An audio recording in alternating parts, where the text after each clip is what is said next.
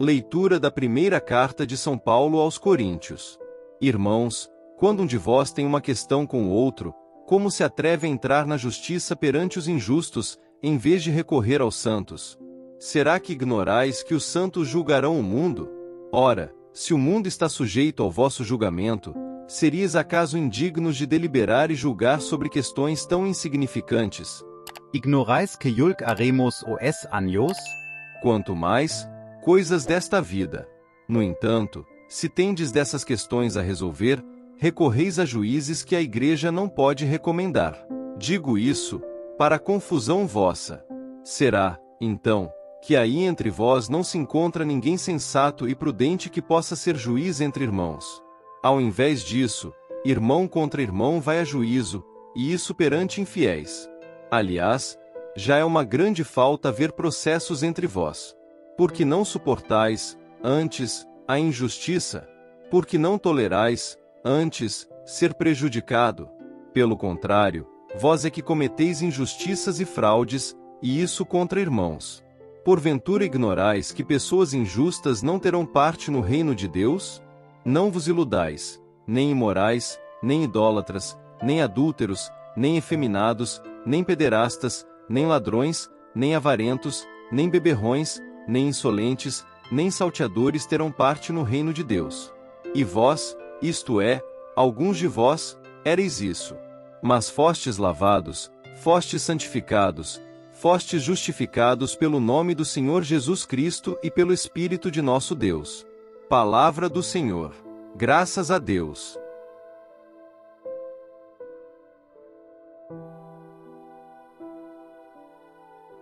Proclamação do Evangelho de Jesus Cristo segundo São Lucas. Glória a vós, Senhor. Naqueles dias, Jesus foi à montanha para rezar, e passou a noite toda em oração a Deus.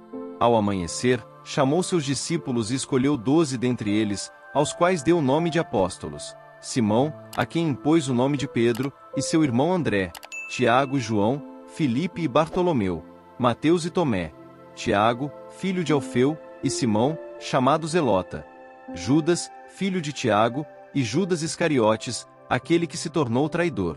Jesus desceu da montanha com eles e parou num lugar plano. Ali estavam muitos dos seus discípulos e grande multidão de gente de toda a Judéia e de Jerusalém, do litoral de Tiro e Sidônia. Vieram para ouvir Jesus e serem curados de suas doenças. E aqueles que estavam atormentados por espíritos maus também foram curados. A multidão toda procurava tocar em Jesus, porque uma força saía dele, e curava a todos. Palavra da salvação. Glória a vós, Senhor.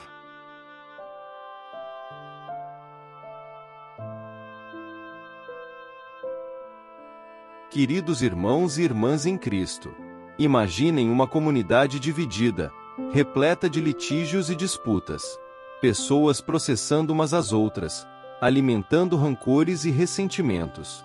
Agora, imaginem um completo oposto, uma comunidade unida, que se apoia mutuamente, que se fortalece em meio às adversidades. Estas duas imagens refletem com precisão os temas que permeiam nossas leituras de hoje. Na primeira carta aos Coríntios, São Paulo nos chama a atenção para um problema alarmante que estava afetando a Igreja naquela época. Irmãos cristãos processando uns aos outros nos tribunais seculares.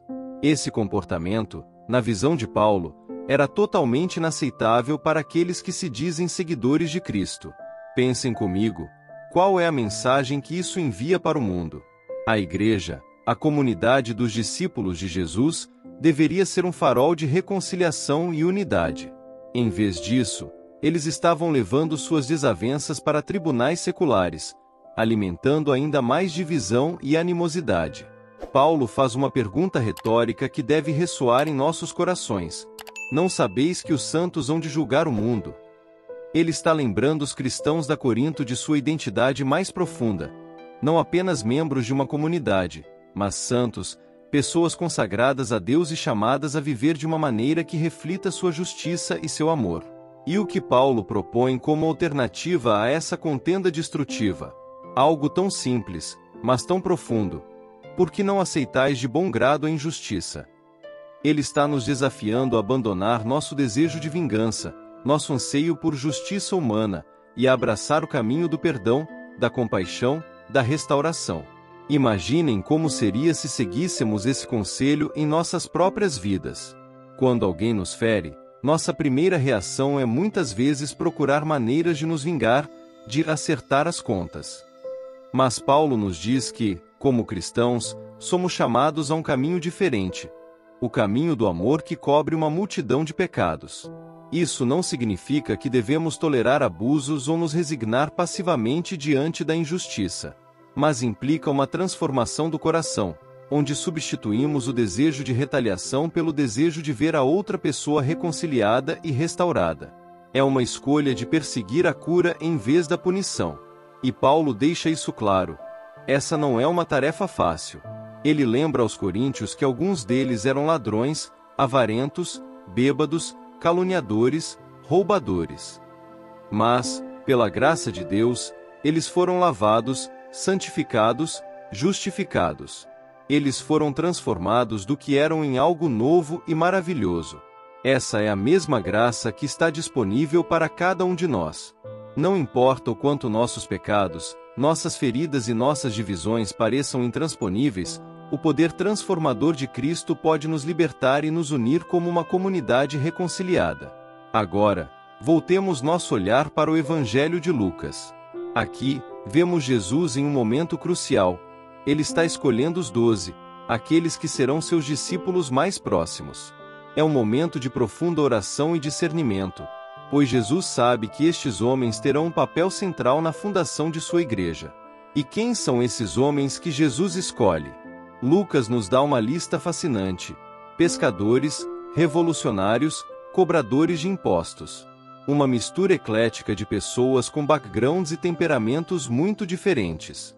Mas é exatamente essa diversidade que nos mostra o plano de Deus para a sua igreja. Pois a igreja não é destinada a ser um clube exclusivo de pessoas semelhantes. Pelo contrário, ela deve refletir a riqueza e a variedade da humanidade, unida não por laços étnicos ou sociais, mas pela fé em Cristo e pelo poder do Espírito Santo. Imaginem a cena quando esses homens tão diversos se reuniram, pela primeira vez, em torno de Jesus. Certamente, havia tensões, rivalidades, preconceitos que precisavam ser superados. Mas Jesus os chamou para algo maior do que eles mesmos, para serem seus apóstolos, suas testemunhas oculares do reino de Deus. E quando esses homens responderam ao chamado de Jesus, algo extraordinário aconteceu. Suas diferenças não desapareceram, mas foram transformadas. Eles se tornaram uma comunidade unida, não apesar de suas diversidades, mas por causa delas. Juntos, eles se fortaleceram, se apoiaram mutuamente, e se tornaram um testemunho poderoso do amor de Deus. Meus queridos irmãos e irmãs, este é o modelo que a Igreja de Cristo é chamada a seguir. Não uma comunidade de pessoas iguais, mas uma tapeçaria de vidas tecidas juntas pelo fio dourado do amor de Cristo. Uma comunidade que transcende divisões de raça, classe, cultura ou preferência política, e se une em torno da verdade fundamental de que somos todos pecadores redimidos pela graça de Deus. Mas essa unidade não vem naturalmente. Ela requer um ato de vontade, um compromisso diário de perdoar, de suportar, de se submeter uns aos outros em amor. Ela exige que abandonemos nosso desejo de justiça humana e confiemos na justiça maior de Deus. Talvez, em nossa própria comunidade, existam feridas, rancores e divisões que precisam ser curados. Talvez, como os cristãos da Corinto, tenhamos caído na armadilha de levar nossos litígios para fora da igreja, enfraquecendo nosso testemunho. Que este seja um momento de arrependimento e renovação. Que cada um de nós examine nossos corações e nos esforcemos para ser agentes de reconciliação, não de divisão. Que busquemos a unidade que Jesus orou por entre seus discípulos, sabendo que é essa unidade que atrai o mundo para ele. E que, como os 12 que Jesus chamou, sejamos transformados de nossas diferenças em uma comunidade diversa, porém unida. Que nossa vida juntos seja um reflexo do reino de Deus, onde toda divisão é superada pelo poder do amor. Que a paz de Cristo, que excede todo entendimento, guarde seus corações e mentes. E que, como a igreja primitiva, possamos viver de tal forma que o mundo veja e diga: olhem como eles se amam. Que assim seja. Amém.